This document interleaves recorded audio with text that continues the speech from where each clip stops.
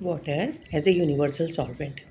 Solvent is a substance that acts as a medium in which other substances dissolve. Solvent क्या होता है? Solvent वो substance होता है, वो एलिमेंट होता है जो अपने अंदर दूसरे सब्सटेंस को घोल सकता है। जैसे वाटर है, पानी के अंदर हम चीनी घोल सकते हैं, नमक घोल सकते हैं, गैसेस घुली होती हैं पानी में। ठीक है। Water is one such substance, तो पानी भी ऐसे एक सब्सटेंस है जो अपने अंदर दूसरी चीज़ों को घोल लेता है। It is remarkable solvent that dissolves more substances in it than any other liquid found in nature. Nature में और जो भी कोई लिक्विड है उन सभी में सबसे ज़्यादा जो लिक्विड है वाटर है, वो अधिकतर चीज़ों को अपने में सबसे ज़्यादा जो चीज़ अपने में घोल पाता है वो है वाटर। इसके अलावा और कोई भी लिक्विड इतनी चीज़ों को अपने में नहीं घोल पाता है। Water dissolves many substances forming aqua solution. Water कई सब्सटेंस को अपने में घोल लेता है और बनाता है एक्वा सोल्यूशन। कोई भी सोल्यूशन जो वाटर के साथ मिलकर बना हुआ है वो कहलाता है aqua solution. Not only solids but gases and other liquids can also dissolve in water to a large extents. सिर्फ सॉलिड ही नहीं, नमक और चीनी ही नहीं, कई गैसेस और लिक्विड्स भी पानी में बहुत ज़्यादा मात्रा में घुल सकती हैं। For the same reason water is also called a universal solvent. इसी कारण से, क्योंकि वाटर अपने अंदर बहुत सारी चीज़ों को घोल लेता है, इसी कारण से इसको कहते हैं universal solvent. Hence it is difficult to find absolutely pure water in nature। अब क्योंकि पानी सबको अपने में घोल लेता है, वाटर आसानी से अपने में सबको घोल लेता है, इसीलिए एकदम प्योर वाटर को पाना बहुत मुश्किल है। कुछ ना कुछ उसमें घुला हुआ है, कुछ गैसेस होंगी, कुछ सॉलिड्स इसमें होंगे। ठीक है, कुछ ना कुछ उसमें घुला हुआ रहता ही है। A water molecule is made up of a polar arrangement of two hydrogen atoms and one oxygen atom। Water कैसे बना होता है? वाटर में दो हाइड्रोजन एटम्स होते हैं और वन ऑक्सीजन एटम होता है। और इसमें क्या करता है? ऑक्सीजन जो है हाइड्रोजन से एक इलेक्ट्रॉन शेयर करता है, हाइड्रोजन का एक इलेक्ट्रॉन ऑक्सीजन ले लेता है दोनों तरफ से। तो the oxygen atom carries A negative charge while the hydrogen atom present on either side of the oxygen atom possesses a positive charge each। अब जो ऑक्सीजन को क्या हुआ, एक इलेक्ट्रॉन की ज़रूरत है, तो ये हाइड्रोजन से ले लेता है और इधर साइड से भी हाइड्रोजन से ले लेता है। तो इस हाइड्रोजन ने एक इलेक्ट्रॉन ऑक्सीजन को दे दिया है, तो ये इसने इलेक्ट्रॉन दिया है इसलिए हाइड्रोजन पे प्लस चार्ज हो जाएगा, और ऑक्सीजन ने इलेक्ट्रॉन लिया है इसके ऊपर माइनस चार्ज हो जाएगा। तो इस तरह का अरेंजमेंट की कहलाता है पोलर अरेंजमेंट। ठीक है, एक एच पोल हो गया जो पॉजिटिव चार्ज है, एक ओ पोल हो गया जिस पे नेगेटिव चार्ज है। तो ये कहलाया polar arrangement. These charges help the water molecules to bind with different types of molecules। ये चार्जेस जो होते हैं ये मदद करते हैं वाटर मॉलिक्यूल में किसी भी अन्य मॉलिक्यूल को घुलने में। जैसे पानी में हम नमक डालें तो नमक क्या हो गया, NaCl, सोडियम और क्लोरीन है इसके अंदर। सोडियम पे प्लस चार्ज है, क्लोरीन पे माइनस चार्ज है। तो ये जो वाटर मॉलिक्यूल का ये अरेंजमेंट जो होता है, ये चार्जेस जो होते हैं वो किसी भी अन्य मॉलिक्यूल को अपने में डिजॉल्व कर लेते हैं। ठीक है, मिला लेते हैं, बाइंड कर लेते हैं। Water has a high dielectric constant.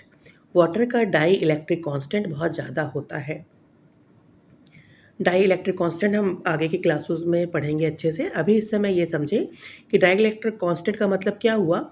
ये वाटर मॉलिक्यूल हैं, ये क्या करते हैं, जो भी जैसे NaCl, नमक हम इसमें डालें तो नमक पे सोडियम पे प्लस चार्ज है, क्लोरीन पे माइनस चार्ज है। तो ये दोनों आयंस को अलग कर लेते हैं और घेर लेते हैं। प्लस सोडियम प्लस Na को उन्होंने घेर लिया, ये वाटर मॉलिक्यूल से इन्होंने प्लस Na ये घेर लिया इनको ऐसे कि इससे ना अलग हो पाए, अलग हो गया इससे, और क्लोरीन पे माइनस को इसको अलग घेर लिया है। तो ये लोग अलग हो जाते हैं और ये इस वाटर मॉलिक्यूल में घुल जाते हैं। इसी को कहते हैं, इसका डाई इलेक्ट्रिक कॉन्स्टेंट बहुत ज़्यादा है वाटर का। As a result it reduces the electrostatic force of attraction between positive and negative ions. तो क्या करता है, ये फोर्स ऑफ अट्रैक्शन जो होता है NaCl का, वो पॉजिटिव और नेगेटिव आयंस का force of attraction ions are dissolved even inorganic compounds which are usually electrovalent। तो ये इनको अपने में घोल लेता है और ये इलेक्ट्रोवैलेंट बॉन्ड से जो घोले होते हैं, जुड़े होते हैं, उनको भी तोड़ देता है इस तरीके से, इनऑर्गेनिक कंपाउंड्स को भी। Substances that are apparently insoluble in water actually dissolve in it in a traces। कुछ सब्सटेंस होता है जो हमको लगता है ये तो बिल्कुल भी नहीं घुलते पानी में, जैसे गिलास में तो गिलास का तो कोई सब्सटेंस पानी में नहीं घुलेगा, लेकिन उसका भी कुछ ना कुछ पार्ट जो है वो पानी में घुलता है, बहुत कम मात्रा में, समझ में नहीं आता है। Even when we put water in glass vessels, an extremely small amount of glass dissolves in it। अगर हम पानी डालते हैं ग्लास में तो ग्लास का भी थोड़ा सा पार्ट उसमें घुल जाता है। It is for this reason that when distilled water is kept in a sealed glass bottle for a long time, it leaves etching on the inside surface of glass। यही कारण है कि बहुत समय तक अगर डिस्टिल्ड वाटर पानी में सील्ड है बॉटल में, तो जब ग्लास में डालते हैं थोड़ी सी इचिंग दिखाई देती है, उसमें किनारे किनारे सरफेस पे उसके इचिंग लगेगी। Experiment to show that ordinary trap water contains dissolved solids. हमको देखना है कि जो नल से पानी आता है उसमें इम्प्योरिटीज सॉलिड की घुली होती हैं।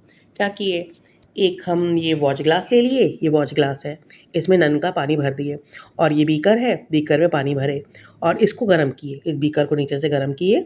ये जब गर्म होगा तो भाप निकलेगी, तो ये जो हमारे वॉच ग्लास में पानी है वो भी गर्म होगा। इतना गर्म करना है कि वॉच ग्लास का सारा पानी इवोपरेट हो जाए।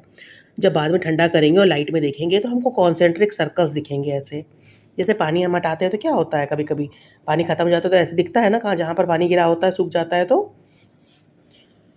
तो इससे क्या पता चलता है, on looking at the watch glass against light a number of concentric rings of solids matter are scene.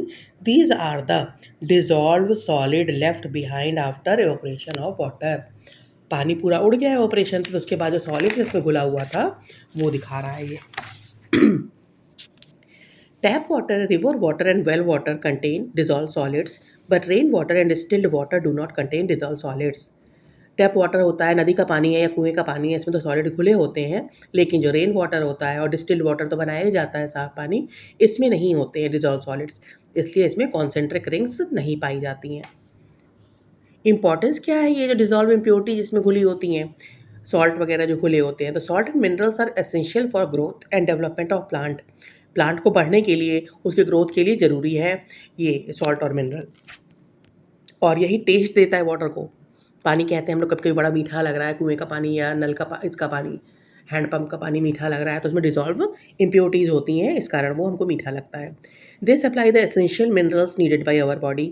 और जो इम्प्योरिटीज़ खुली होती हैं उसमें कई चीज़ें होती हैं जो हमारे शरीर के लिए, बॉडी के लिए मिनरल्स होते हैं, जो हम आर ओ वगैरह से जो पानी फ़िल्टर कर लेते हैं उसमें वो मिनरल्स भी फ़िल्टर हो जाते हैं और हमारे पास नहीं पहुँच पाते। तो हम कैल्शियम की गोली अलग से खाते हैं हड्डियों को मजबूत करने के लिए, कई चीज़ें ज़रूरत होती हैं वो भी निकल जाती हैं मिनरल्स।